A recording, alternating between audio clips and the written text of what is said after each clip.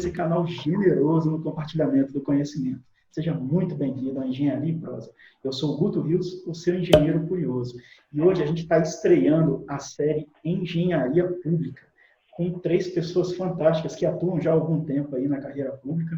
A gente está com o Gustavo Okolski, que está conversando hoje aqui conosco, com o Fernando Karamaschi também conversando conosco, e com o Luciano Homit, ou Luciano Fontoura, né? Muito bom. Então, vamos começar. Fernando, queria que você se apresentasse para a nossa audiência, contasse um pouco da sua atuação, cara, contasse um pouco dos projetos que você está envolvido no momento, para o pessoal conhecer e saber com quem é que está lidando, né? Seja muito bem-vindo e muito boa tarde, Fernando. Boa tarde, está me ouvindo, Guto, direitinho? Estou ouvindo perfeitamente, alto e claro. Beleza. Uma boa tarde a todos. Gostaria de agradecer a todo mundo que está presente, ao Gutenberg pelo convite. Faz um tempo que a gente vem conversando sobre esse tema, né, Guto? Então, eu acho que eu sou suspeito, eu sou um engenheiro público, um gestor público apaixonado pelo que faz. Eu tenho 10 anos de Infraero, sou contratado pela Infraero, fui em 2010, meu concurso. Comecei como analista, virei coordenador de sistemas elétricos, passei para assistente, depois a gente começou a trabalhar muito com gerenciamento de projetos. No final, virei gerente de governança e hoje estou responsável pela área de obras. Eu sou gerente geral de obras, respondo pela gerência geral de obras da Infraero. Então, todas as obras da Infraero no país, de alguma forma, têm algum impacto conosco lá. Estudei gerenciamento de projetos, estudei BIM, então a gente está migrando para o BIM, falando um pouco do projeto que você colocou aí, a Infraero está implantando o BIM lá, então é um projeto que eu tenho me dedicado bastante. Como fruto disso, fui nomeado, por coincidência a gente pode falar isso hoje, saiu hoje a portaria do Ministério da Infraestrutura, da criação do Comitê BIM de Infraestrutura, ou seja, que vai implantar o BIM lá no Ministério, e eu estou lá como representante da Infraero, junto com Juliano Capucho, outros colegas dos outros órgãos também estão. É um projeto de país, não é um projeto de ministério, nem um projeto de Infraero, sim um projeto de país, então tenho muito orgulho de fazer parte disso. Dentro da Infraero nós estamos com grandes obras e assim, o desafio é gigante, né? Fazer essas obras acontecerem sem paralisar, dentro da legalidade, dentro do prazo, na medida do possível, né? Enfim, trabalhei a vida toda com gerenciamento de obras, de grandes empreendimentos, contratação, então tenho uma experiência muito grande na parte de contratos e de licitações. Trabalhei com 8666, com Pregão, com RDC, que a Infraero foi pioneira, e também com a Lei 13303, a atual Lei das Estatais, que a Infraero também foi uma das pioneiras.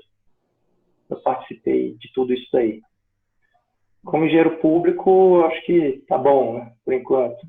Ainda estou na Associação de Engenharia Mecânica, sou conselheiro do CREA.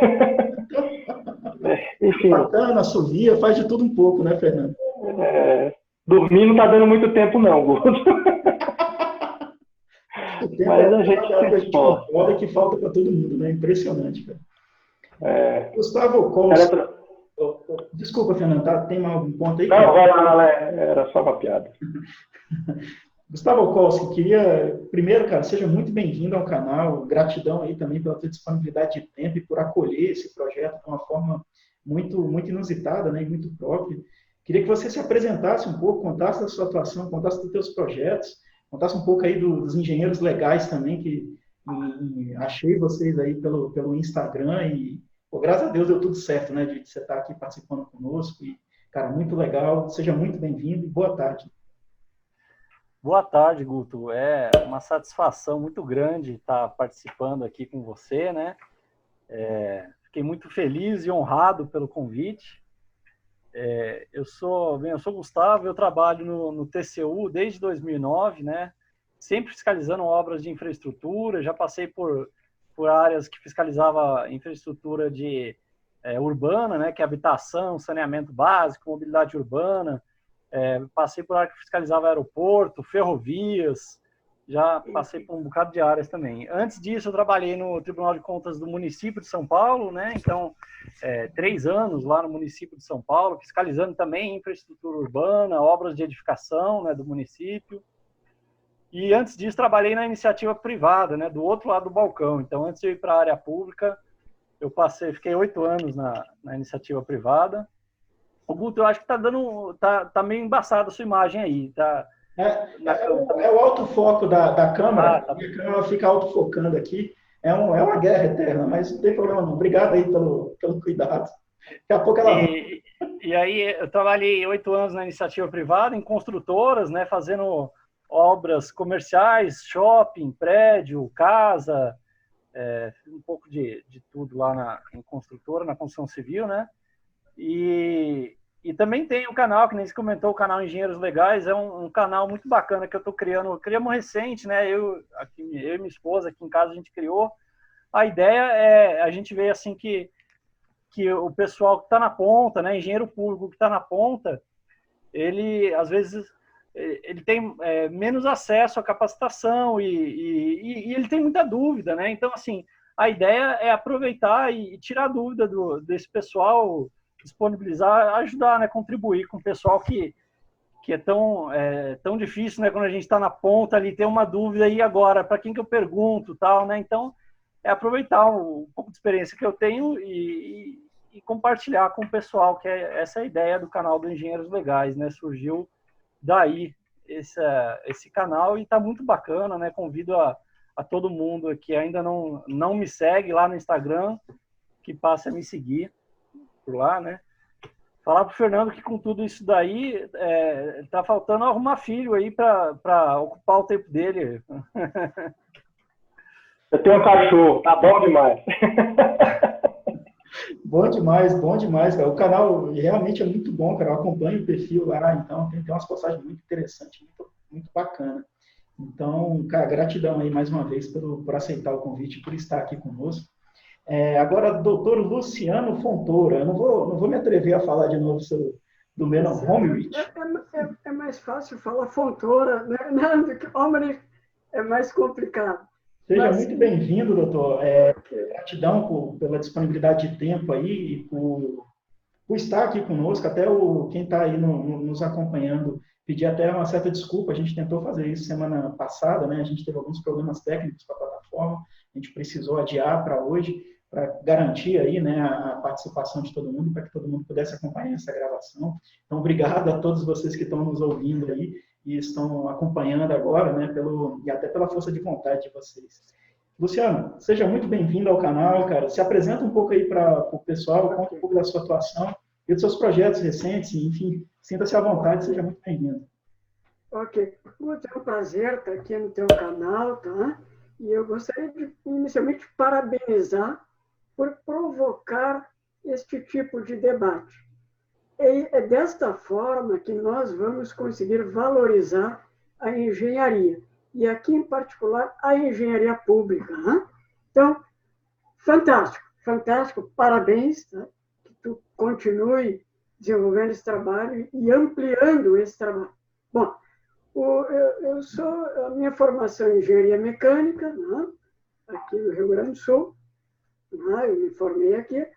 Eu tenho uma pós-graduação MBA na Fundação Getúlio Vargas em gestão empresarial, né? Que eu fiz logo depois que eu me formei, né? Na engenharia. E recentemente eu fiz uma segunda pós-graduação em gestão pública, né? E assim como o Fernando falou, né? Que ele é apaixonado pelo setor público, eu também aprendi, né, a me apaixonar pelo setor público. É um setor maravilhoso para se trabalhar, né? E trabalhei também na iniciativa privada. A minha vida profissional começou em empresas na indústria, empresas de carrocerias e ônibus, né? A primeira em Joinville, trabalhei lá por 4 anos, depois trabalhei mais 3 anos numa outra fabricante de carroceria de ônibus aqui no Rio Grande do Sul, em Erechim, cidade gaúcha aqui. Posteriormente, eu eu trabalhei como pessoa jurídica, como PJ, né? Prestando serviço para escritórios de engenharia, e no ano de 2010 eu ingressei na carreira pública, né? Através de concurso público, na Secretaria de Obras e Habitação. A Secretaria de Obras e Habitação é uma das secretarias mais antigas do estado do Rio Grande do Sul. Ela tem 130 anos, né? 1890 a fundação. Então, é uma instituição centenária, instituição maravilhosa, que hoje conta aí com 200 profissionais, né, engenheiros e arquitetos, e profissionais da área administrativa também. Né? Então, é um orgulho muito grande para mim fazer parte desta equipe. Eu trabalho como engenheiro da Secretaria de Obras, né, do Estado do Rio Grande do Sul. Enfim, trabalho com toda a área de atribuição do engenheiro mecânico, que é uma área muito extensa dentro da construção civil. Né? Então, porque nós trabalhamos construindo, reformando, ampliando prédios públicos próprios do Estado do Rio Grande do Sul. O Estado do Rio Grande do Sul hoje deve ter aproximadamente 6.000 prédios próprios, só escolas, nós temos 2.500 escolas. Então, atribuição de engenheiro mecânico nestes prédios, né? O que seria? Elevadores, escadas rolantes, câmaras frigoríficas, né?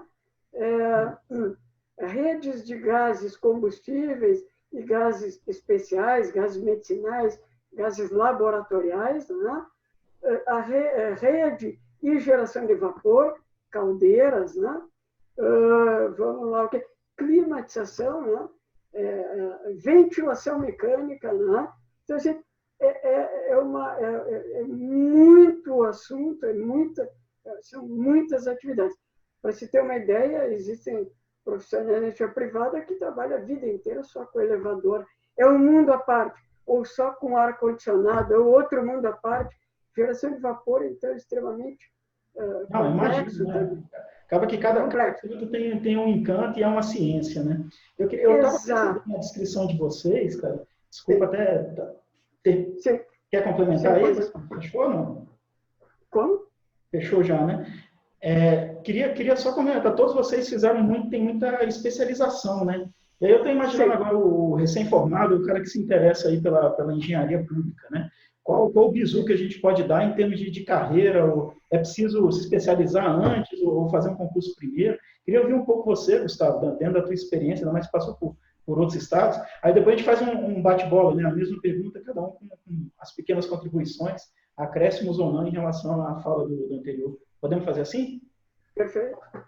Legal. Fica à vontade, Gustavo. Eu vou dar a minha visão, talvez nem todos concordem, né? Mas é a minha opinião. O que eu acho? A especialização ela é interessante quando você já tem um mercado, assim, é aqui que eu quero seguir, você já está certo disso. Quando a gente sai da engenharia, né? Você sai com um leque, absurdo. Cada dia descubro uma nova área de atuação do engenheiro, né? E aí eu fico pensando assim, você sai da faculdade, você sai com a teoria, mas aí quando você cai na prática, tem uma figura que eu acho muito legal, que está circulando no Instagram, que é uma montanha, né? Então, o estudante escalando a montanha está chegando, acabou a faculdade. Aí você vai ver que você fez o primeiro passo da montanha, a montanha inteira ainda está pela frente, né? Só um degrau, né? É só um degrau, né? Então, assim, eu acho que, na minha opinião, é legal assim, um engenheiro, primeiro, ele ir para o mercado de trabalho, ele vai se achar ali, qual que é a área que ele gosta de atuar, né? Eu gosto disso daqui. E aí depois, quando ele está estável, seja com a empresa dele, seja na área pública, né? Estou na área pública e tal, aqui estou gostando, é por aqui que é o caminho. Então, aí eu vou começar, né, a me especializar ali ou seja, eu vou ampliar minhas chances de crescimento no nicho que eu gostei de trabalhar, que eu estou atuando, né? Eu acho que, assim, eu tive muita dúvida quando saí da faculdade, né? Eu tive muita dúvida. E agora? Eu faço uma pós-graduação ou não faço? Vou direto lá para trabalhar? E eu acho que fiz bem, assim, na minha concepção, de não ter feito uma pós-graduação, porque eu ia direcionar minha carreira, eu ia fazer numa pós-graduação que não era o que hoje eu trabalho, e acaba que eu ia gastar dinheiro, tempo, né? Sendo que eu acho que é mais interessante a gente trabalhar um pouco, botar a mão na massa um pouquinho, né? E aí depois, quando a gente acha o nicho, a gente aí sim vai para uma pós-graduação, vai se especializando, né? Até para o cara saber, né? Porque você sabe que as formações nossas são todas de amplo espectro, né? Digamos assim, o currículo ele é muito vasto, você tem muitas áreas a cobrir ali. Então, o que eu estou entendendo aí, e até me corrija, Gustavo, se eu estiver errado, é que, não, cara, primeiro vê qual é a área que você quer atuar e depois vai se especializando nela, até para você identificar se você gosta, se você não gosta, e depois poder contribuir mais, né? Exatamente, para você poder crescer mais, contribuir mais, se especializar naquele nicho, né? Porque a engenharia é um mundo, né? Assim, você sai, eu saí engenheiro civil, eu posso trabalhar em obra, eu posso trabalhar em projeto, eu posso trabalhar no setor público eu posso ir para auditoria, eu posso fazer perícia, eu posso ir para orçamento, é tão grande, né? A abrangência, então é muito difícil saber, sair da faculdade e acertar ali o que você vai fazer no futuro, né? Cara, né? É até complicado. E aí, Fernando, eu queria até ouvir um pouco você também, cara. O que você acha? O que você tem de bizu para o cara que quer seguir a carreira de engenharia pública aí? Se ele faz antes ou depois de especialização, como que é isso daí, cara? O que eu acho, cara? Eu acho que assim, o profissional que deseja seguir a carreira pública, tem dois tipos de profissional. Tem um que decide para onde ele quer ir. Eu vejo muito isso em algumas empresas, alguns órgãos, o Tribunal de Contas é muito assim, né? O pessoal fala, eu quero fazer TCU, e se estuda até passar para o TCU. Então, vou para a Embraer, para a Petrobras, e aí já vai uma coisa mais focada. Mas eu diria para que a pessoa que quer ingressar na carreira de engenheiro público, que saiba para onde está indo. E depois que ingressar, que não espere o órgão te capacitar para que você faça alguma coisa. Naturalmente, ele vai te capacitar em algumas áreas, mas se eu puder dar uma dica para alguém, não espere nada. Então, se você vê alguma coisa que está acontecendo no mercado, por exemplo, o BIM agora, vou esperar o órgão me ensinar BIM para eu poder trabalhar comigo. Não, já faz agora, invista em si mesmo, seja um pouco de empreendedor. Né? Legislação. Acredito que o engenheiro público tem que ter um conhecimento em legislação, especialmente em direito administrativo. Se ser advogado, não. Mas ele precisa saber onde achar as coisas, ele precisa conhecer o site do Tribunal de Contas, conhecer as pesquisas dos acórdãos, precisa conhecer a lei que ele está regido, especialmente nas contratações. Então, se ele vai trabalhar com manutenção, ele tem que entender desses contratos contínuos. Isso não é, veja bem, isso não é engenharia, mas é um conhecimento necessário. No mais, eu concordo com o Gustavo. Eu acho que você sair por fazer uma pós-graduação, não. Tem que fazer uma coisa mais focada para não acabar não descambando, perdendo tempo na sua vida e às vezes até jogando dinheiro fora, né? Então, a dica que eu dou é essa: pesquise o órgão, saiba o que tem para fazer naquele órgão, até para você não ser uma pessoa frustrada. A engenharia no serviço público é gigantesca. Então, conhecimento, até que nem você colocou aí, né? Para não perder o investimento, né? Às vezes você foca tanto numa área e aí passou com um concurso para um órgão ou para uma paraestatal aí, ou para uma entidade, né, pública, que não tem aquele perfil, né? Não demanda aquele tipo de perfil. Aí você acaba fazendo o estudo e não consegue empregar ele, né? Isso pode trazer frustração. Queria ouvir um pouco o Luciano também. Luciano, você que já está há muito tempo também aí, que nem os demais, o que você dá de bizu para quem quer começar a carreira pública, né? Como que ele vai iniciar? Certo. O Fernando usou uma palavra que eu estava pensando em usar, se antecipou e concordo completamente com ele. O servidor público, aquele que quer seguir uma carreira pública, engenheiro, arquiteto, enfim, ele tem que ser empreendedor. E por que ele tem que ser empreendedor? Porque tem que buscar as informações, tem que ser autodidata. São pouquíssimos órgãos públicos, em qualquer esfera, seja federal, seja estadual ou municipais, que oferecem um suporte de capacitação, são pouquíssimos. Então, antes de mais nada, tem que ser empreendedor, sim, isso mesmo, Fernando, eu concordo plenamente contigo. Tem que ser uma pessoa extremamente interessada, que goste de estudar, né, que vá buscar a lei, porque cada caso é um caso. Né? E agora, claro, acho que assim, um curso de gestão pública é fantástico, maravilhoso. Por quê? Porque você vai ter aulas de direito administrativo, vai ter aula de marketing, de publicidade. Quer dizer, o engenheiro se comunica mal, nós nos comunicamos muito mal. Eu vejo assim. Né? E comunicação dentro do setor público é tudo. Publicidade. O que é publicidade? É publicar tudo aquilo que é feito, deixar transparente, tornar transparente. Então, comunicação é importantíssima. Né? Então, eu acho que, sim, eu acho que a pós-graduação me ajudou muito, mas como o Gustavo disse, claro, tu já tem um objetivo. Meu objetivo é seguir na carreira pública e ser gestor. Eu trabalho hoje como técnico, tenho um cargo de chefia dentro da minha seção, mas o meu trabalho é mais técnico, mas pretendo chegar à gestão. Então, me preparei e continuo me preparando para isso. Eu acho que é isso aí. Eu queria até aproveitar esse gancho aí de empreendedorismo no setor público, né? Porque hoje, ainda mais com essa onda de startup, acaba que o senso comum, a visão do empreendedor, do novo empreendedor, é aquele cara que vai fazer uma startup, vai lançar só um produto inovador, enfim, né? Eu queria, Gustavo, tem como empreender no serviço público, cara? Essa vontade de querer fazer, né? Como que é, na tua visão e tua experiência, lógico, como que você enxerga isso daí, cara? Tem muito, viu? O campo é muito grande e hoje em dia a palavra que a gente mais ouve lá é inovar, inovação, né? A gente está num momento muito interessante sobre inovação. E aí é uma coisa, né? Eu vou amarrar também no que o Fernando e o Luciano falaram, né? E eu vou retomar, eu acho que assim, é uma dica preciosa aqui para o pessoal que está assistindo a gente, né? O Fernando e o Luciano ratificou também, né? Falaram da capacitação. Então, assim, antes de a gente sair inovando, né? A importância da gente capacitar. E aí eu trago o que eu vejo, né? Assim, eu dou curso tanto na ENAP, que é a Escola Nacional de Administração Pública, quanto cursos outros aí que às vezes me contratam, né? E eu vejo muita gente assim, né? Fala assim, o meu órgão não paga cursos para mim. Eu preciso me capacitar, mas o meu órgão fica esperando ali que o órgão pague, né? E o que a gente vê? Eu sempre falo, pessoal, essa desculpa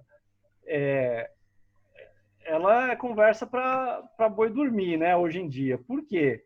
Porque a gente tem, e cada vez mais vai continuar tendo, né, várias escolas de governo que dão cursos gratuitos. Então, você fala assim, mas eu não tenho dinheiro, o órgão não paga. Não, mas se você for atrás das escolas de governo, seja ENAP, cada estado tem o seu também, né, muitos municípios têm escolas de governo, tribunais de contas também têm suas escolas de governo, e são cursos bons, muito bons, focados nas áreas de conhecimento que os servidores daquela localidade, daquela região precisam, né?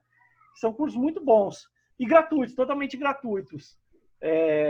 Na ENAP, o curso, além de ser muito bom, ele pode, quando é presencial, tem a possibilidade, em alguns casos, alguns cursos, né? Até eles têm hospedagem na própria ENAP, então o pessoal que vem de fora às vezes fica até hospedado lá, tem que conversar como funciona, eu não sei exatamente. Mas hoje em dia, ainda que está tudo migrando para online, né, curso EAD, então assim, o leque é muito grande de capacitação, né? Então todas essas escolas estão migrando para curso EAD, que são gratuitos. Eu acho que isso é importante que o Fernando falou, sabe? Esse empreendedorismo de o funcionário, o servidor público, não ficar parado ali, o engenheiro público, ele vai atrás do conhecimento que certamente ele vai encontrar. E aí, assim, esse é o primeiro ponto para você inovar, né? Que se você inova sem saber as regras, a chance de você quebrar a cara, e no caso do setor público você ser, às vezes, até responsabilizado, é maior, né? Então, assim, o primeiro passo vamos nos capacitar, entender como é que funciona, quais são as regras, né? A justificativa, eu acho que assim, primeiro é por aí mesmo, antes de inovar. E tem bastante campo, né, mudando leis que mudam todo dia, bastante. Hoje em dia, o gestor bastante atualização, né? Você tem muito conhecimento, são leis, são normas técnicas, normas regulamentadoras, então o engenheiro está imerso nisso tudo aí. Independente da carreira que ele siga, ele tem que estar dentro desses parâmetros. O Jefferson Guedes, ele levantou a mão para falar. Jefferson, escreve a tua pergunta no chat, que ao longo da prosa a gente vai buscar responder a ela, tá ok? Fernando, essa atitude, e aí pegando essa parte de empreendedorismo ainda aí no serviço público, né? Que nem você falou, não espere nada, né? Corra atrás de tudo, né? Correr até atrás de, preciso fazer, eu julgo que essa determinada qualificação, seja pela ENAP, né? Que você comentou, Gustavo, que a ENAP é uma escola de governo que é federal, né? A escola de governo federal é a ENAP. Tem outras instituições também, seja públicas ou até particulares, né? Então, esse sentido de empreender é uma forma de empreender, correr atrás de buscar o conhecimento, de buscar ali uma qualificação, ou mesmo, né, essa cura incansável nossa da engenharia, né? A gente vê uma coisa e fala assim, não, cara, vamos melhorar isso aqui. Acho que isso daí também é né? É isso aí. Fazer melhor, dentro das regras, bonitinho, sem causar tumulto. O que você acha disso daí, Fernando? Conta um pouco de empreendedorismo. É aquela coceira que todo engenheiro tem, né, Guto? De querer transformar tudo. Ver o negócio para dar para melhorar aqui, hein?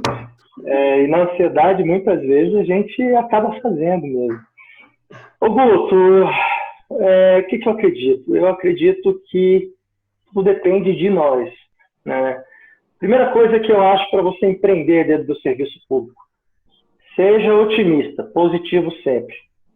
Negatividade, reclamação o tempo inteiro, só te joga para trás. Então, assim, não faz ninguém crescer. E há crescimento, há oportunidades dentro do serviço público, né?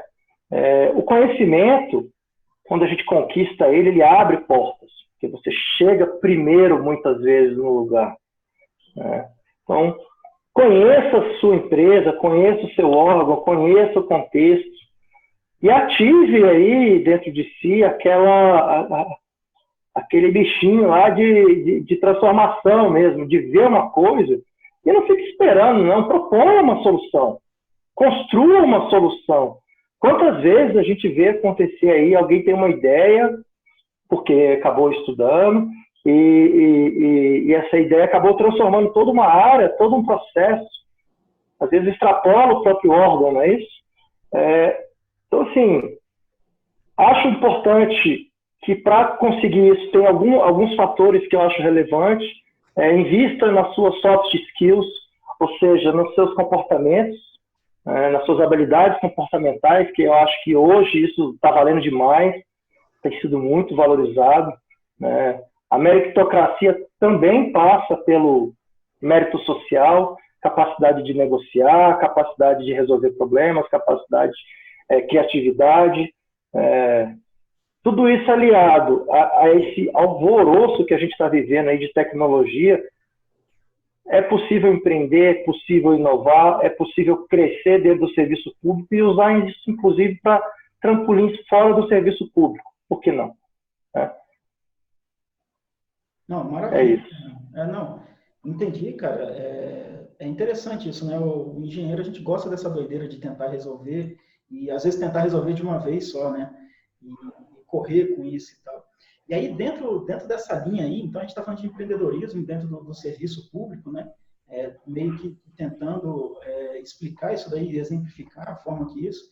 Entra também uma questão de automotivação ou de motivação da própria pessoa, né?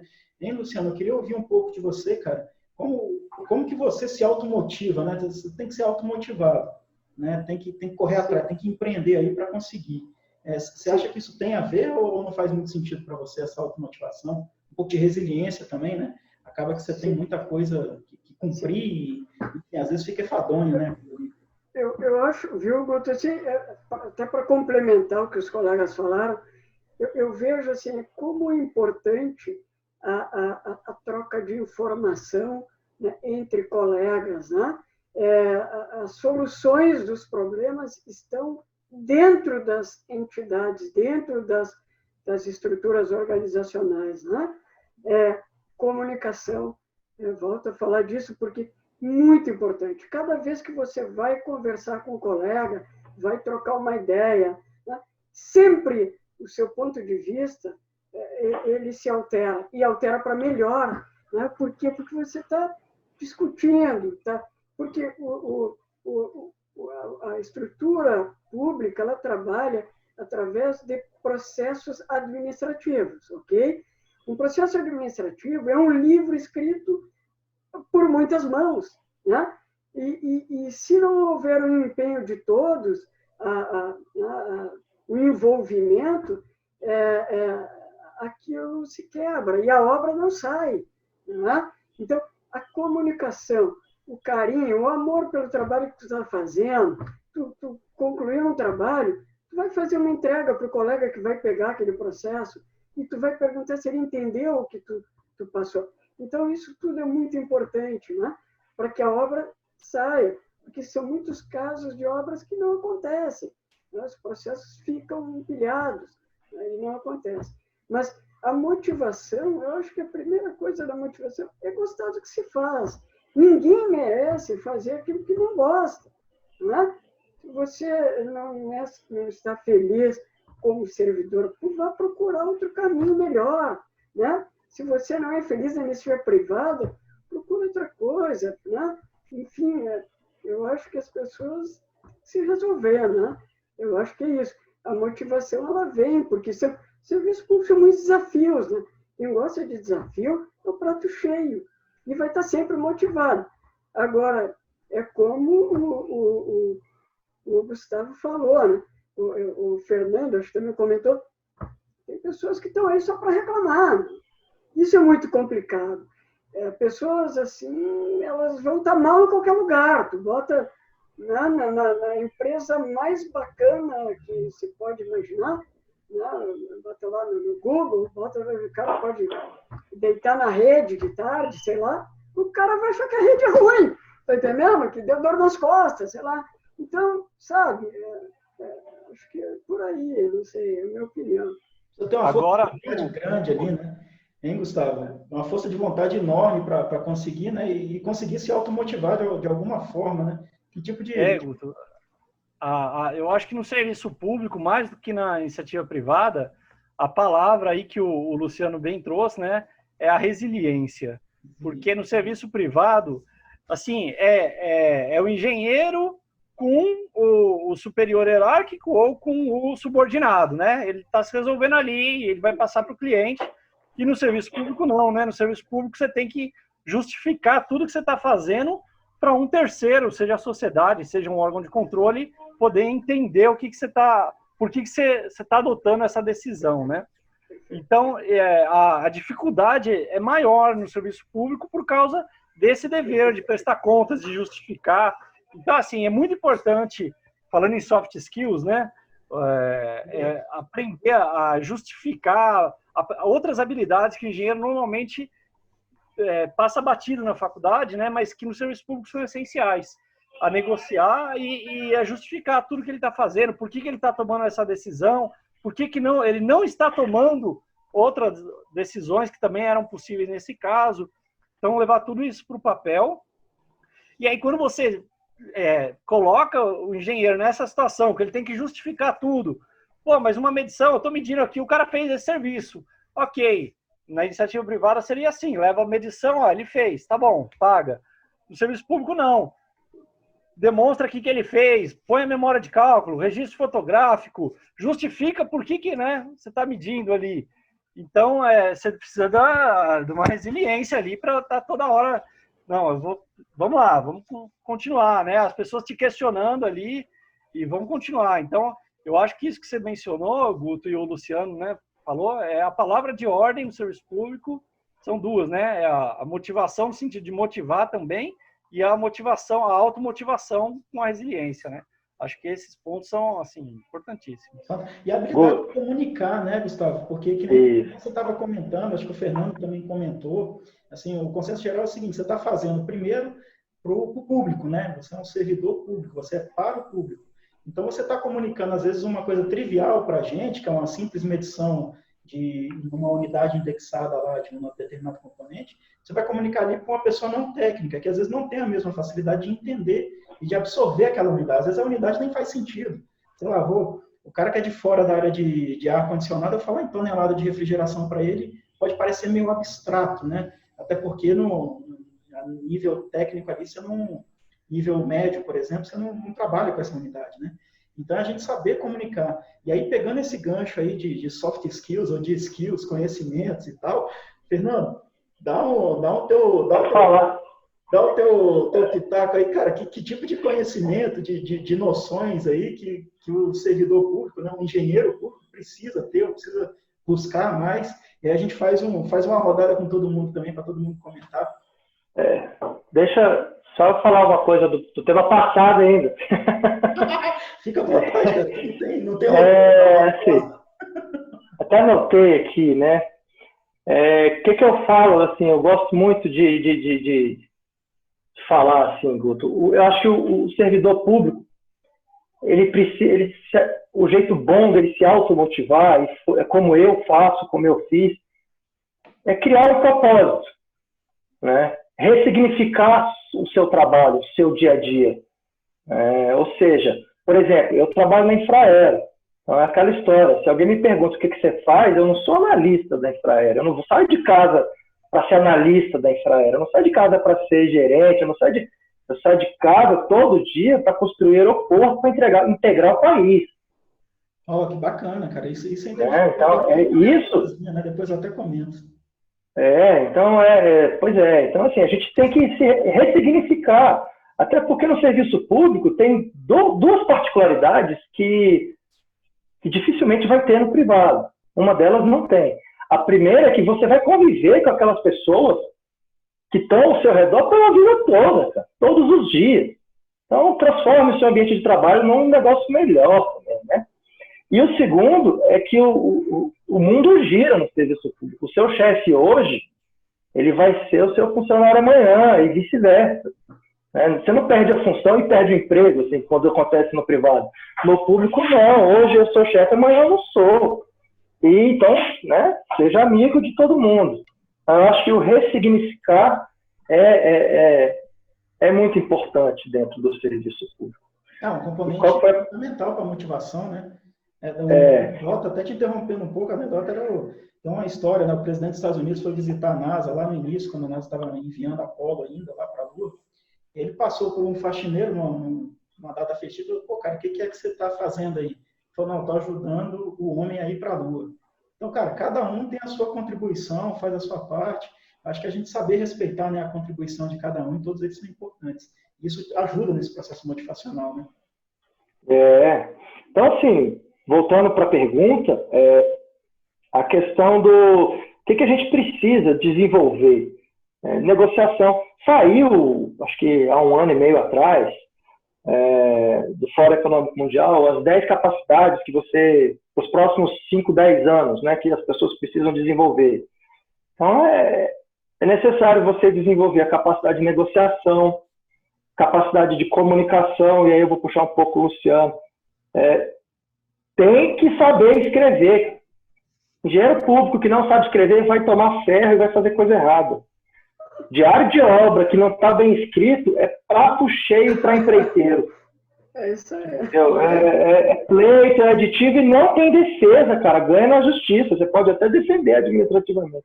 Então, assim, por mais que esteja de boa fé, que fez tudo direitinho, o mal escrito é uma bomba. Então, aprenda a se comunicar até para conquistar as coisas. Para convencer, para inovar, para fazer tudo. Você precisa vender um projeto, você tem que se comunicar e é por escrito. Tem que saber falar também. Então, oratória é um bom tema para você conhecer. Criatividade, pensamento crítico. Hoje a gente está vivendo aí um mundo aí de fake news. Então, muitas vezes as pessoas, na velocidade do dia a dia, leem as coisas sem criticar e repassam.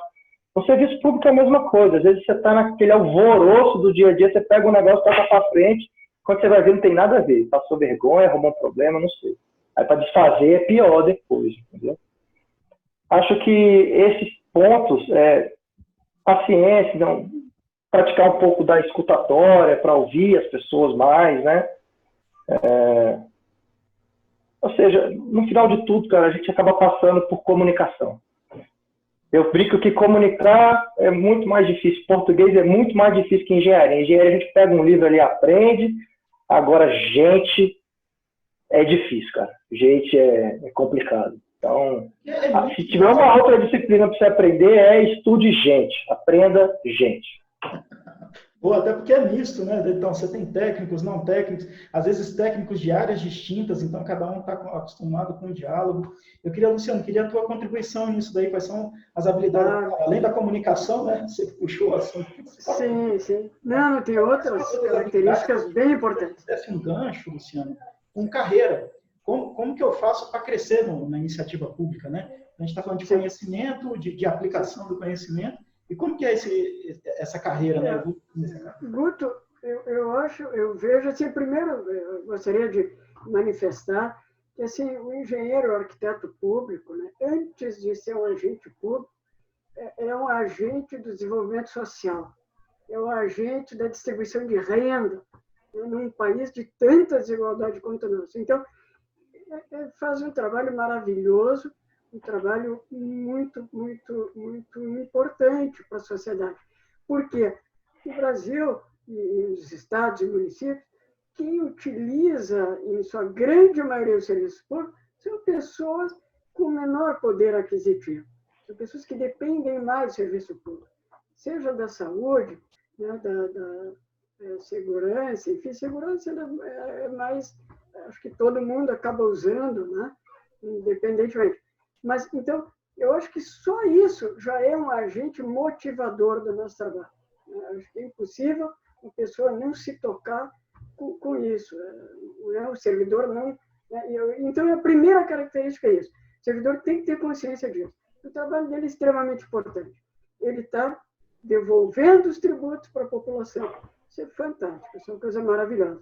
Agora, o agente público, o engenheiro, né, tem que ser organizado. O que o Gustavo falou é exatamente o que acontece. Você tem que instruir um processo administrativo. Tem ordem cronológica da documentação, né? Tem documento que você deve colocar, outros que não precisa. Não é necessário encher um processo de coisas sem necessidade. A essência tem que ir para dentro do processo. Tem que ser uma pessoa muito organizada. A iniciativa privada também, é claro que precisa se organizar. Mas no setor público, um agente desorganizado é uma tragédia. Uma tragédia porque o processo que ele vai instruir vai ser mal instruído. E vai voltar, porque quando você instrui bem um processo, ele não volta, porque ninguém tem dúvida. Agora, quando é mal instruído, sempre volta. Entendi. É um bumerangue. É um trabalho, né? Aí você tem que refazer e tal. E eu acho assim, para fechar, Guto, o agente servidor público, né, ele tem que conhecer e ele tem que entender e aplicar os princípios da administração pública. Tá? Nunca é demais relembrar a legalidade, a impessoalidade, a moralidade, a publicidade e a eficiência. É básico, é básico. Tem que ter na veia, tem que ter no sangue, tem que aplicar no dia a dia, na sua própria vida. Né? E entender que quando ele entra no serviço público, as decisões dele não são mais pessoais, não são mais privadas. O público sempre está acima do privado, né? Para o servidor que entende o que é ser servidor público. Né?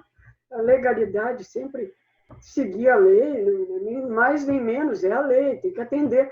Impessoalidade, vou atender igual, se o cara é meu amigo, se não é meu amigo. Se ele é branco ou se ele é negro, né? Se ele é pobre ou se ele é rico, é impessoalidade. Isso não significa indiferença. Pelo contrário, você tem que atender bem, com cordialidade, com respeito, com educação, moralidade. Eu não imagino uma reunião de gestão de contrato, de fiscalização, engenheiros e arquitetos com a construtora, com o empreiteiro, falando palavrão, gritando, não existe, na minha concepção. Moralidade, né? Publicidade, toda a comunicação que a gente acabou de falar, tudo tem que ser publicado, tudo tem que ser transparente, né? Eficiência, assim, fazer mais com menos, né? É um conceito muito econômico, financeiro. É claro que tem que cuidar antes da eficácia, da efetividade, ou seja, não adianta fazer algo de forma eficiente que não era necessário, né? Então, sim, cuida com a eficiência, mas tem que pensar na efetividade do teu ato, né? Enfim, eu acho que é isso. Bacana. Eu acho até pegando um pouco disso daí, de carreira e tal, teve uma pergunta aqui no chat do Alexandre Aguiar, gratidão aí, Alexandre, pela contribuição. Ele compartilhou aqui a visão dele de futuro, né? Ele acha que RDC vai ser, como é que é? Acredito que o futuro das licitações seja através do RDC, ou com uma nova legislação semelhante. E eles queriam que a gente comentasse um pouco. Gustavo, queria ouvir um pouco aí a respeito do RDC, e aí, nesse gancho aí de carreira e do cara tentar evoluir, né? Até porque a gente falou de conhecimento, às vezes pode ser uma dúvida do tipo, eu tenho que aprender RDC, ou a RDC já está falecendo aí a prática? O que você tem a comentar aí, cara? Legal. Eu concordo. Na verdade, assim, eu não tenho dúvida que o colega está correto. Quando a gente vê, né, o que é o RDC? É o regime diferenciado de contratação, né? É a lei que foi criada quando o Brasil precisava fazer obra para a Copa do Mundo, obra para as Olimpíadas, né? Então criou-se essa lei, o regime diferenciado de contratação, que muita gente brincava, falava que era o regime desesperado de contratação, porque o governo não estava conseguindo construir, né? E tinha outros que falavam que era pior assim, pior ainda, falava que era assim, ri, depois chora. Já tinha várias brincadeirinhas assim, né? E o Alexandre tá correto, assim, se a gente vê, o RDC ele trouxe, na época ele foi muito questionado, muita gente discordava, muito mal interpretado, afinal que ele foi meio que aprovado às pressas e com uma modalidade que é a contratação integrada, que podia contratar só com anteprojeto, sem o projeto básico. E muita gente achou que isso daí era para fazer sacanagem e tal, e não era, né? Hoje se viu que não é. Então, assim, o RDC, ele veio, então, nesses moldes, ele foi expandido para algumas áreas, poucas, né? Primeiro foi para SUS, né? Obras do SUS, depois obras de segurança pública, depois infraestrutura, de mobilidade urbana, depois do PAC, enfim, foi se expandindo. E hoje, né, eu tenho certeza assim, que ele é o caminho, é o passo para o futuro. Por quê? Porque quando a lei de licitações ela foi feita em 1993, os princípios que o Luciano comentou, né, legalidade, impessoalidade, moralidade, publicidade e eficiência, não tinha eficiência ainda na Constituição, né? Então, assim, a lei de licitações, ela não se preocupou em eficiência, ela não se preocupou no resultado, ela se preocupa com o meio, com o processo. A eficiência, ela entrou na Constituição, começou-se a falar em eficiência em 1998, 5 anos depois da lei de licitações. Então, assim, ela é uma lei que ela não garante o resultado, ela não foi feita pensando no resultado. Diferente do RDC. O RDC, o objetivo dele foi agilizar, foi entregar resultado, porque precisava entregar resultado. Então, ele dá mais discricionariedade para o gestor. E tanto ele foi, assim, eu considero que ele foi tão bem sucedido que, em 2016, o Congresso aprovou a lei das estatais, das empresas estatais, que ela é o quê? Ela incorpora integralmente o RDC e acrescenta mais algumas coisas, né? Algumas inovações ali, contratação semi-integrada, enfim, tem algumas outras novidades, mas ela incorpora o RDC. O projeto de lei da nova lei de licitações, que foi aprovado, né, o PL 1292, que foi aprovado em 2018 na Câmara, veio do Senado, foi aprovado na Câmara e retornou para o Senado, falta só agora o Senado avaliar, né, o que mudou em relação ao original. Ele é o quê? Ele incorpora o RDC inteiro, incorpora a lei das estatais e traz mais algumas novidades. Então, assim, o RDC, ele já é um passo, ele já está incorporado na lei das estatais, ele já está incorporado no PL de licitações, da nova lei de licitações, integralmente incorporado, né? E, então, assim, ele é um passo que a gente vai ter que passar. E agora ainda, né, com a medida provisória 961, que fala, o o RDC pode ser usado para todas as áreas da administração pública, por todos os órgãos, todos os entes da federação, né? Por que isso? Porque ele traz também um modo de disputa eletrônico, que na lei a 8666 não tinha. Imagina agora, numa pandemia, que a diretriz é todo mundo fica em casa. Aí o governo quer fazer uma licitação e fala, ó, é tal dia, vem todo mundo para cá para fazer a ata de abertura presencial pública. Não dá, né? Então, assim, esse foi o grande mote que, nesse momento, o governo utilizou para ampliar o uso dele para todo mundo, né? Para dar um certo Então, dinamismo até ali, né? Como você bem colocou, né? Preocupado com o resultado, vai dar um dinamismo ali para a própria administração, né? Agilidade, discricionalidade, com certeza. Bacana, bacana. Fernando, a Infraero foi uma das primeiras. A Infraero e o DENIT foram os primeiros órgãos da administração que em 2011, 2012, o RDC de 2011, começou em 2012 o uso dele, né? E a Infraero e o DENIT foram os primeiros órgãos. O Fernando pode até comentar sobre esse ponto, né, Fernando? Já estava lá na Infraero, né, Fernando? Contribui para nós aí, cara. Ouvir um pouco do seu RDC e da carreira, né? Como que isso aí... Já, inclusive, eu participei do primeiro regulamento de contratações de uma empresa pública baseado no RDC. A gente foi da Infraero, depois ele acabou sendo de base para outros. A gente acaba concordando, discordando de algumas coisas, mas foi o primeiro, pioneiro, né? Aquela coisa assim, a Infraero, ela tem sempre essa de ser muito ousada, sempre correr atrás dessas coisas, essas novidades, a gente está sempre na frente, né? A 13303 também, a gente foi a primeira. E eu concordo muito com o Gustavo, que falou aí, o engenheiro público ele tem que se preocupar com o resultado, afinal de contas, nós somos servidores do povo. Esse é o âmago do serviço público, a gente serve o povo. E servir o povo não é estar construindo, é construir. Não é estar dando é dar manutenção, é deixar o trem funcionando. Entendeu? E o resultado é importante, lógico, dentro da legalidade, aquelas coisas, né? Premissa básica.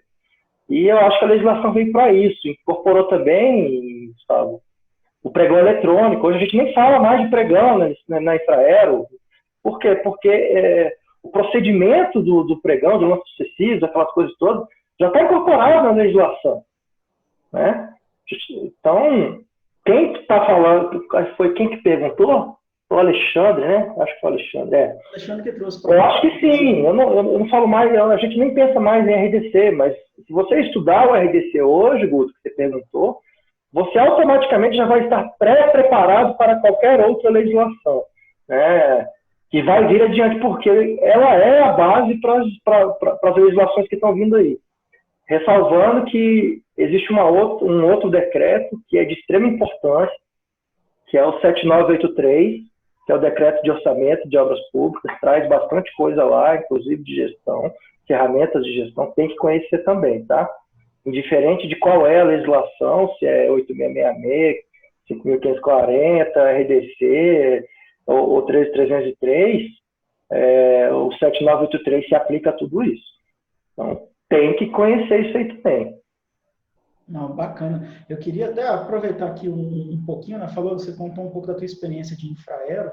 Eu queria, Gustavo, conta um pouquinho o que é a experiência do TCU aí, cara, que às vezes é oculto para a gente de fora, né? O que faz o TCU e qual a função ali, cara? Explica um pouco para a gente que é de fora, né? Estou falando como leigo da atuação. O TCU, quando eu comecei a estudar, que eu descobri o que era o Tribunal de Contas, né, eu me encantei pelo serviço. Mas é muito desconhecido mesmo. Eu sempre brinco, né? Brinco, mas às vezes dá vontade de chorar, porque um tempo atrás, veio a pessoa da NET aqui arrumar minha internet, né? Aí ele foi puxar assunto, ele falou assim, de onde você trabalha, né? Aí eu falei, o Tribunal de Contas da União. Aí ele parou, pensou, acho que ele pensou essa mesma pergunta que você. Aí ele quis falar, ele falou assim, deve ser muita conta, né? Aí eu falei, bastante conta, bastante conta. Assim, o que faz o Tribunal de Contas, né? Apesar do nome tribunal, ele não é do judiciário, né? Já começa a confusão aí, Tribunal de Contas, mas ele não tem nada a ver com o judiciário. Ele é um órgão administrativo auxiliar do Poder Legislativo.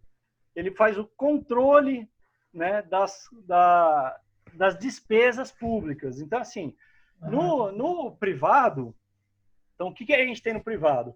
O controle, o próprio mercado faz o controle de resultados, se a empresa está boa, mas o mercado vai confiar nela, né? Então, você contrata ali, quando tiver capital aberto, um auditor para auditar suas contas e o mercado vai corrigindo ali eventual distorção. Se a empresa é ruim, ineficiente, o mercado descarta ela, né? Ela leva prejuízo. Mas no público, não. O público não tem concorrência. O setor público, né? Administração pública. Então, assim, o Tribunal de Contas, ele serve para fiscalizar o bom uso dos recursos públicos pela própria administração pública, né? Então, ele faz esse tipo de fiscalização. Faz auditorias. Essas auditorias vão fazer, por exemplo, numa obra. Aí ele vai pegar essa obra e vai olhar se o custo da obra está adequado, se o projeto, né, se o projeto da obra está completo, se se seguiu o que a lei diz. Então, ele vai analisar todos esses pontos. No final, se a obra foi entregue com a qualidade prevista. Então, é isso que vai fazer numa obra. Vai pegar uma política pública e vai verificar se a política está atendendo, né, ao que se destina, se está conseguindo entregar o resultado, se não tem fragilidades nos controles ali que propiciam. Agora, por exemplo, né, a gente viu ali, o tribunal está verificando que os controles que o governo adotou para pagar, né, esse apoio aqui durante a pandemia, né, essa verba durante a pandemia, são frágeis. Então, poxa, está pagando gente que não precisa estar recebendo esse benefício financeiro do governo, né, os R$600, os R$1.200, R$600. Então, o tribunal está atuando o quê? Na despesa. Ele pegou e falou, deixa eu ver como é que você está operacionalizando isso, identifica as fragilidades e aí recomenda as correções, né, para evitar, para melhor entrega de resultado a quem precisa, né? Não adianta ficar pagando do melhor jeito, mas não alcançar ali o público-alvo, né? Então, o tribunal ele faz isso, ele tem esse que é a função dele, é fiscalizar a despesa para verificar aí o correto, o bom uso, né, do recurso público pela administração pública. Bom, maravilha, obrigado aí, cara. Era uma dúvida há muito tempo que eu tinha. Gratidão. Eu queria só comentar aqui com o pessoal que está nos assistindo que quem quiser saber um pouco mais também, até de proposta de carreira pública, não sei se o pessoal está habituado, tem a PL 13 de 2013, que tramita nas casas, que é justamente a projeto de lei aí que traz a carreira do engenheiro da União, né? O engenheiro, você ser engenheiro de um determinado órgão, que hoje normalmente são analistas, né? A carreira é analista técnico, analista, enfim, tem de analista de infraestrutura, enfim, são outras anotações, né? Você não tem propriamente o engenheiro público, né? Então, a PL 13 de 2013, ela saindo aí vai trazer isso. E aí, Luciano, eu queria ver contigo, cara, tem um outro tópico aqui bacana que tá dentro dessas atualidades aí, que é o BIM. Você já ouviu falar no BIM? Você falou que tem um monte de imóvel aí no Rio Grande do Sul que você tem que correr atrás. Você já ouviu falar no BIM? Está preparado para isso? Como você está enxergando o BIM aí na sua atuação? Sim. Assim, nós, no Rio Grande do Sul, a Secretaria de Obras está tomando a frente, tomando a iniciativa e criando o BIM-Gov.RS. É uma proposta de um decreto estadual, né? Justamente para regulamentar a utilização do BIM, né? Aquilo tudo que... como vai se dar o trabalho, os projetos, enfim, em relação ao BIM. Ainda está começando, quer dizer, na verdade o trabalho já existe há tempo, mas o decreto ainda não foi criado. Tá? Então, eu entendo que o BIM vai ser uma oportunidade excelente para aumentar a assertividade em projetos, né? Para melhorar a gestão, né? Agora, eu como engenheiro mecânico, eu tenho muita expectativa em relação ao BIM quanto à manutenção predial, né? Porque a manutenção, existem estudos aí mostrando que do valor de uma construção, 20% de um prédio, de um empreendimento, 20% é para sua construção, né? E 80% é para sua manutenção durante a vida útil do prédio, né? Então, a manutenção, eu tenho uma expectativa muito grande que o BIM possa nos ajudar. Porque hoje o que a gente vê é que a manutenção é deficiente, né? E o prédio acaba quase que ruindo, e aí se tem que fazer uma reforma geral, e isso é muito caro, né?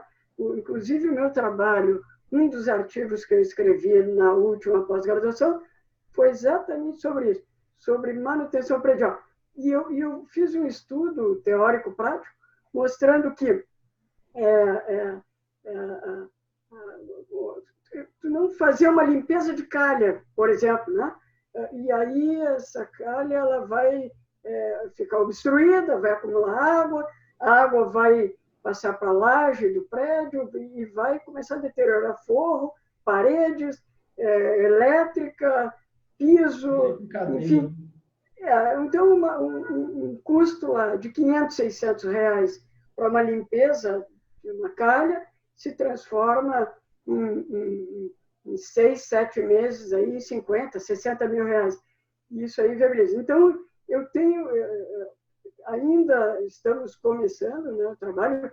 Eu participei pouco até desse, existe um comitê BIM lá dentro da nossa Secretaria de Obras. Eu não estou fazendo parte, mas vou me integrar o quanto antes. É muito importante. É como o Fernando falou, é um caminho sem volta e assim, trabalhar com BIM vai ser aumentar a assertividade, vão ocorrer mais obras, né? Com certeza. Vamos conseguir entregar mais obras. Hein, Fernando? Queria ouvir um pouco aí a tua contribuição do BIM, cara. Como que você enxerga o BIM? Você não está na expectativa lá para melhorar a manutenção, a gestão de ativo, né? Hoje é muito visto assim como gestão de ativo. O que você acha disso aí, Fernando? O que é o BIM? Como que vai? Para que lado vai? Você consegue contribuir conosco? Guto, consigo. O BIM é igual, como o Luciano falou, né? É um caminho sem volta. Eu gosto de usar a expressão efeito catraca, né? Vai e não volta mais, entendeu? Não tem jeito, cara. É a evolução, igual a gente migrou da prancheta para o CAD, agora está migrando do CAD para o BIM. Não tem jeito. Vai ser um pouco doloroso no início, né? O governo tem criado as regras. Por quê? Porque a engenharia ela é um grande motor de transformação, e a engenharia pública também. E é tradicional no mundo que o governo seja esse motor que impulsiona essa migração para o BIM. Por quê? Porque ele é o grande contratante do país. Entendeu? Então, se ele começa a fazer essas exigências de contratação em BIM, gerenciamento em BIM, orçamento em BIM, esse I de informação aí começa a crescer, ele acaba fomentando o desenvolvimento dessa metodologia, desse processo, no país inteiro. Isso há benefícios. O que o Luciano colocou é fato. A gestão de ativo ela vai demorar um pouco mais, viu, Luciano? Não queria te desanimar, não. Porque precisa de uma maturidade grande. Não adianta, assim, dar muita agonia. O pessoal falando, porque eu vou comprar aqui um aplicativo lá, vou falar os nomes, pronto, já estou fazendo BIM. Não está fazendo nada, BIM, já dói de ouvir uma coisa dessa. Né? O governo federal tem começado a fazer as marcas, né, os marcos legais, já publicou o decreto, publicou a estratégia nacional, publicou agora um decreto com os marcos, o Ministério da Infraestrutura já está entrando, né? Hoje saiu uma portaria nomeando o comitê, para falar para ficar gravado, né? Que a gente falou antes. Por coincidência saiu hoje, eu sou representante da Infraero lá dentro, a gente está trabalhando nisso, o Ministério da Infraestrutura está com um movimento bastante grande de implantar isso lá dentro, então 21 já vai ter projeto piloto para isso, a SAC vai ter um projeto piloto, a ENIT vai ter outro. Não tem jeito, o BIM é um caminho sem volta. O próprio Tribunal de Contas, Gustavo, é um uso, né? Auditoria é um dos usos BIM. Então, fiscalizar é um dos usos BIM. Checagem de projeto, por exemplo, as prefeituras. Se você prepara um modelo adequado para fazer uma análise de projeto numa prefeitura, não vai demorar o prazo que a gente faz, esses projetos legais, para medir afastamento, cota de soleiro, essas coisas. É 2 palitos, joga lá dentro o modelo certinho e de acordo com todo o manual, né, o BIM Mandate, como é que é o plano de execução que o pessoal fala, se você entregar um modelo adequado para fazer esse tipo de análise, ele sai em 2 palitos. Em alguns, eu tive a oportunidade de conhecer o de Barcelona, o escritório da Prefeitura de Barcelona, para ver isso lá. E eles fazem assim. O Reino Unido agora está com um projeto gigantesco de virtualização da cidade inteira.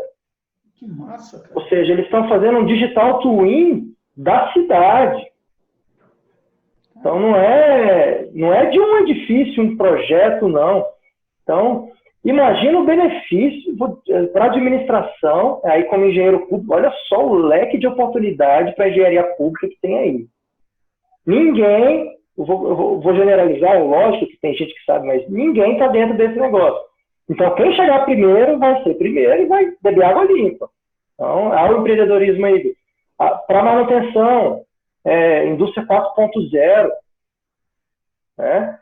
Que a gente pode falar, Big Data, Machine Learning, olha o tanto de coisa que pode evoluir. Tudo isso conversa com o BIM, né? Digitalização, enfim, imagina, por exemplo, o georreferenciamento de todos os ensaios geotécnicos de uma cidade. Quantas vezes, Gustavo, Luciano e Guto, a gente contrata um ensaio geotécnico e às vezes tem um cara que acabou de fazer aqui do lado, eu sou o federal, ele é da prefeitura, ou às vezes a própria prefeitura, se perdeu esse laudo, o cara vai lá e contrata de novo. Entendi. Deu topografia. Se a gente tiver isso tudo georreferenciado numa base única de dados do governo, com as interferências de saneamento básico, de distribuição elétrica, quanto que a gente vai economizar, quanto que os projetos vão sair mais corretos, para reduzir aditivos, para reduzir custos, para reduzir trabalho. Imagino que tenha grandes ganhos. Oi? Imagino que tenha grandes ganhos, até coordenação de áreas distintas, né? Para você colocar.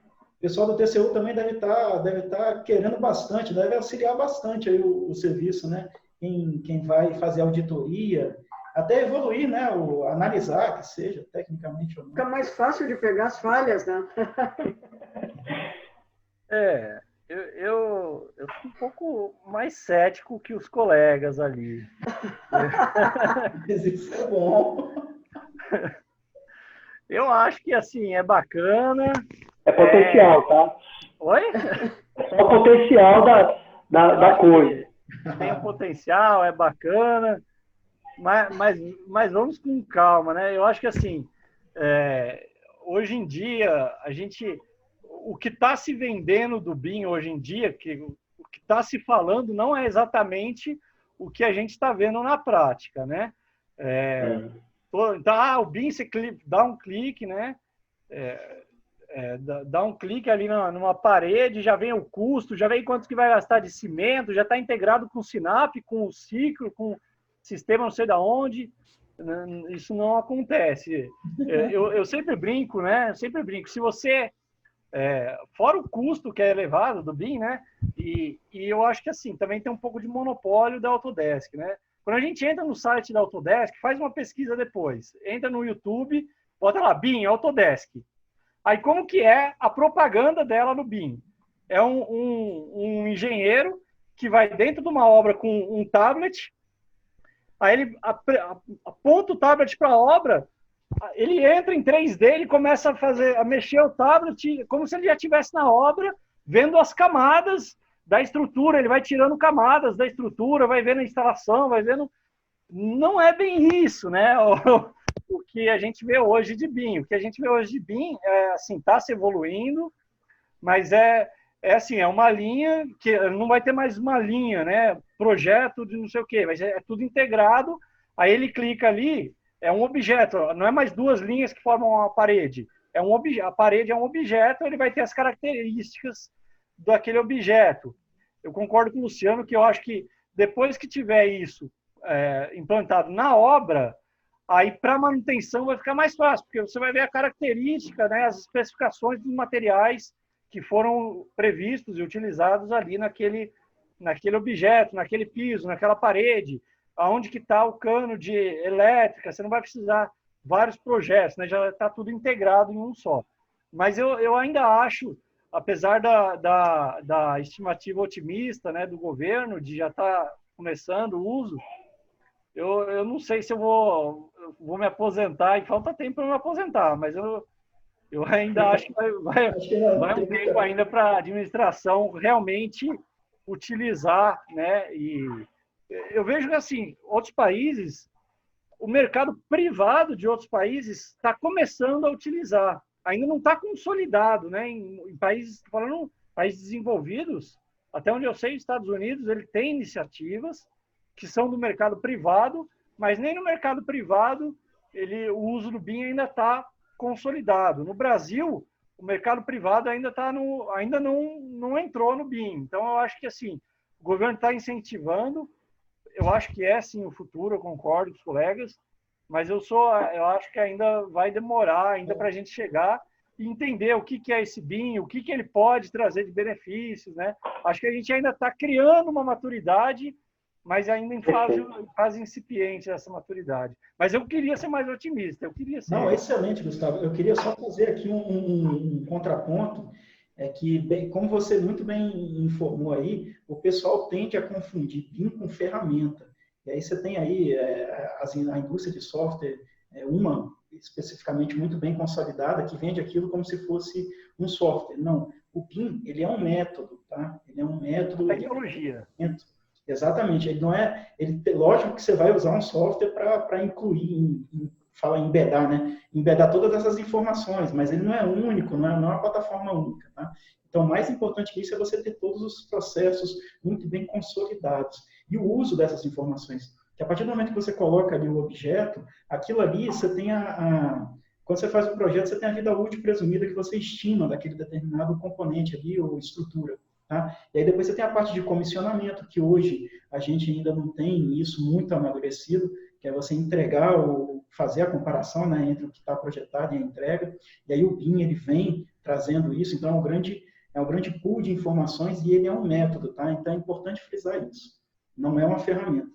Pessoal, a gente está chegando aqui já ao final da nossa prosa. Eu vou fazer aqui um bate-bola. Outro recado antes que o pessoal puxe a minha orelha. Falando em BIM, até no evento ilustrativo que o Gustavo comentou aí, né, do cara entrar e ter realidade aumentada, eventualmente virtual, o pessoal da ABMEC, DF, a gente, Engenharia em Prosa, a gente apoia, vai ter um evento aqui em Brasília, no dia 7 de agosto, se não me engano, que chama Real BIM, que é esse que eu estou com a camisa aqui, que a proposta é justamente discutir essa concatenação de métodos e de tecnologias, tá? Então, realidade aumentada, realidade virtual e a metodologia BIM, tá? Frisando bem, não é uma coisa única, né? É um método.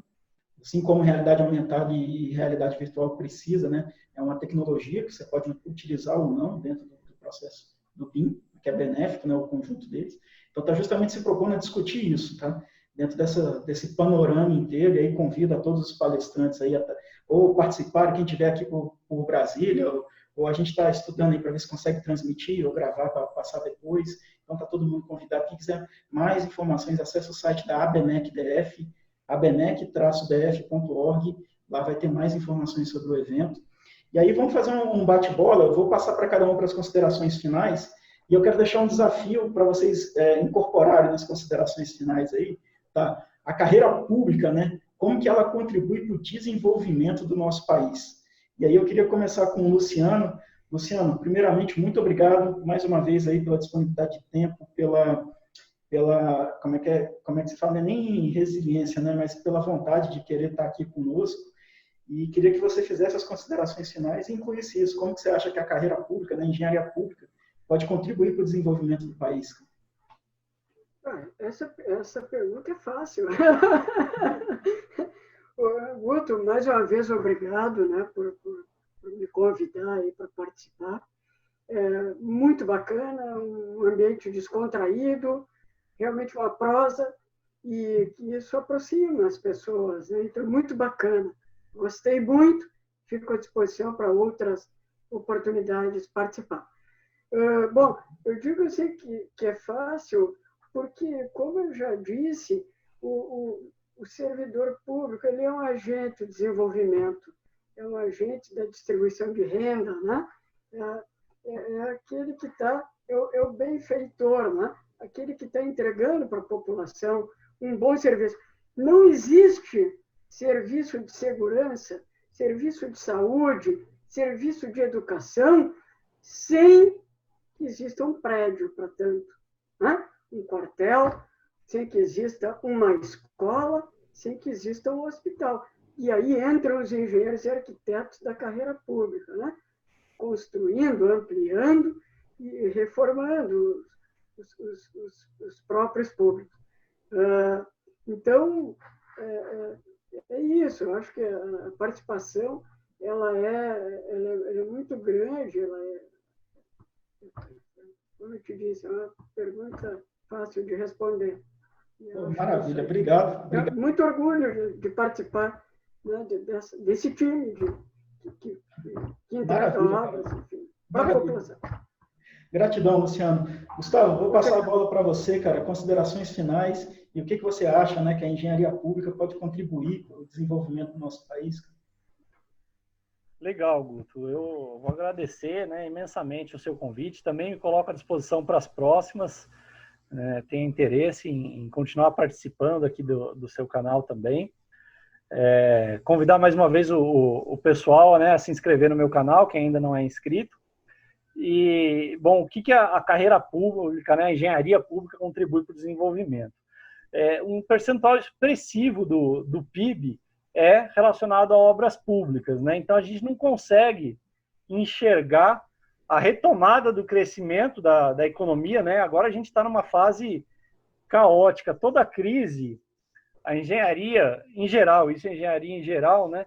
Ela é a primeira, uma das primeiras a sentir, porque aquela pessoa, aquela empresa que estava pensando em reformar, que estava pensando em construir, ela viu que entrou em crise, ela vai automaticamente parar, né? E ela vai, para ela retomar esse pensamento, ela vai esperar as coisas estabilizarem, ou seja, a economia voltar a crescer para ela repensar, né, investir em engenharia, em construção.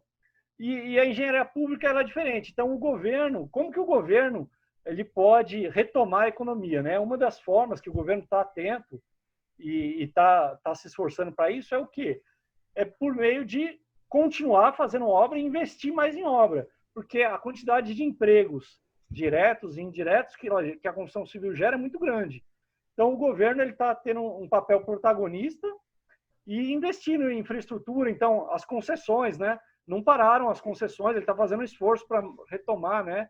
Para continuar ali fazendo concessões, porque toda concessão, quando a concessionária entra, ela é obrigada pelo contrato a fazer obras. Então, investir em obra. Está fazendo o plano ali de retomada de obras paralisadas, né?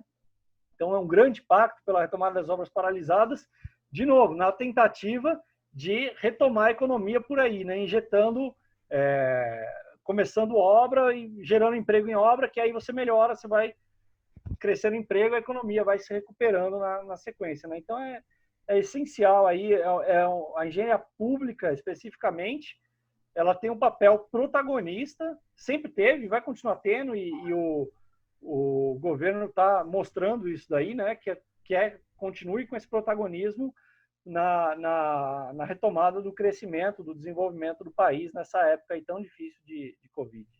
Oh, maravilha, gratidão, Gustavo, mais uma vez. Eu vou passar aqui para o Fernando, só dar uma adendo. Quando terminar, eu vou fazer o encerro do canal. Aí, por último, a gente vai bater uma foto que a gente chama da foto da abundância. Eu explico para você já como que é isso. Então, 2 minutos.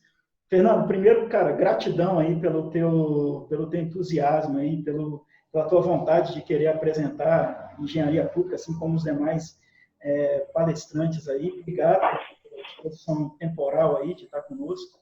E, cara, queria tuas considerações finais e a mesma pergunta, cara. O que você acha que a engenharia pública pode contribuir para o desenvolvimento do Brasil? Guto, primeiro, assim, acho que a gente precisa falar primeiro do engenheiro, de forma geral. Quando eu falo engenheiro, incluo aí toda a cadeia da engenharia, arquitetos, técnicos e todos os envolvidos. A engenharia, ela é um motor de transformação. Ela transforma o mundo, faz tudo. E cada engenheiro é um multiplicador por natureza de emprego e de dinheiro.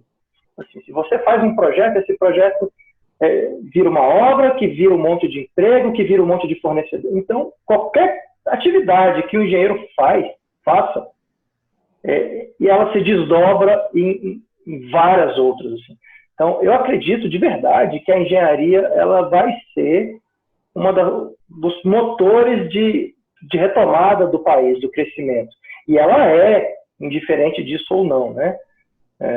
E a engenharia pública, como o Gustavo colocou, ela lida com o dinheiro do povo, com o que é do povo, e é muito dinheiro, né? Tem muita obra que a gente faz, que o engenheiro faz, que nem o privado não quer fazer, então a gente que tem que arcar com esse negócio. Então, assim, eu trabalho com aeroporto, então, não adianta você vender um aeroporto no meio da Amazônia, ninguém vai construir um aeroporto lá, porque não tem retorno, mas tem uma importância toda estratégica de integração nacional. Então, o governo tem que ir lá e fazer. E é o engenheiro público que faz todo. Muitas vezes ele faz o próprio projeto, ele faz o planejamento, ele não executa a obra diretamente. Isso ele contrata. Tirando alguns órgãos, como o Exército, essas coisas, né? A via de regra, ele não executa. Então, eu acredito, sim, e eu estou falando de engenharia de construção, né? Não vou nem falar aí da engenharia de software, essas coisas, o que é esse turbilhão que a gente tem visto aí, essa transformação digital que a gente está entrando, engenharia agronômica, a Embrapa, cara, o que é a Embrapa nesse país? Fora outros órgãos, e a engenharia da construção civil é a mesma coisa. Está transformando, e está transformando com o objetivo sempre de melhorar. Ninguém faz engenharia para piorar. E melhorar e desenvolver. Para frente, nunca para trás. Pelo menos essa é, via de regra, a intenção. Né? Então, eu acredito, tá? Eu sou um servidor do povo, eu entrei para isso, tenho muito orgulho disso. O nome servidor público é um nome que dá orgulho, que tem um pouco daquilo que a gente falou lá atrás, do propósito, né?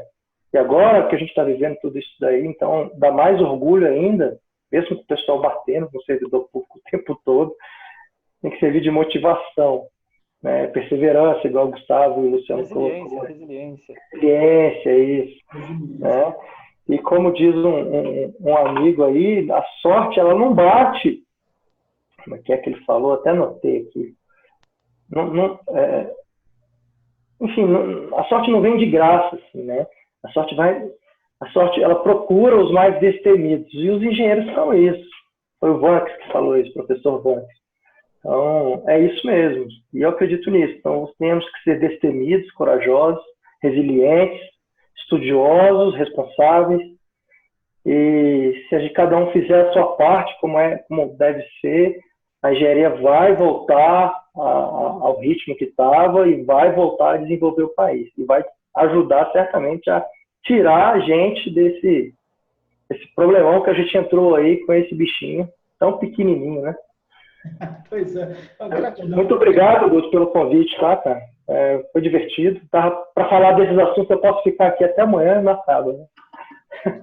Eu que agradeço, gratidão a todos vocês mais uma vez. Vou deixar aqui só o recado, você que nos acompanhou até aqui, quer seguir a carreira pública, eu acho que a nossa prosa hoje está recheada de bizus aí para você que quer buscar essa carreira. A engenharia, todo engenheiro aí, eu estou falando do profissional com formação técnica, tá? Aí inclui engenheiros, arquitetos, agrônomos, enfim, todos da carreira técnica, eles têm que tomar ciência de que a atuação deles muda o mundo ao seu redor, tá? Então, nós temos que nos apropriar disso e pensar grande. Começa pequeno, mas, cara, pensa grande. Queria agradecer a todo o pessoal que acompanhou ao vivo aqui conosco, que contribuiu, que mandou pergunta, mandou questionamento. Gratidão, espero ter respondido a todas elas. Talvez não no nível de detalhe que vocês estavam ansiando, né? Até pelo tempo. Para você que está nos ouvindo ou está nos acompanhando aqui pelo YouTube, se gostou, cara, deixa um like, não custa nada para você, mas para a gente que produz conteúdo é de suma importância. Quem ainda não procurou no Instagram, os engenheiros legais, o nosso amigo Gustavo, corram lá no Instagram, se inscrevam. É um conteúdo muito bacana e de uma forma muito irreverente. É uma proposta muito parecida com a nossa, de levar engenharia e conhecimento técnico com leveza e com seriedade, tá? O importante é isso, não quer dizer que vai reduzir a seriedade da coisa, você tratar aquilo com leveza e trazer um pouco de humor, né? Humor com característica técnica. Então, gratidão a todos vocês que chegaram até aqui, obrigado a todos os nossos palestrantes aí e proseadores agora, né, do canal. O canal está sempre de portas abertas, então surgiu novas ideias de prosa, a gente vai ampliando, sinta-se à vontade em sugerir também. E eu queria agora fazer a foto da abundância. Normalmente a gente faz de mão aberta assim, mas vai ter que ser virtual, né? Então, dá para levantar a mão aí, a foto da abundância? Fecha um pouco mais aí, Luciano, o teu close, a tua mão aí, garoto. Aí, diretor, agora sorri para bater pronto. Agora o diretor, pronto, beleza. Isso daí vai virar o card da nossa prosa, tá? Obrigado aí a todos. Vou deixar de gravar agora, tá, pessoal? E gratidão aí. Obrigado aí pelo conhecimento. Um abraço. Valeu, Gustavo. Um abraço para todo mundo.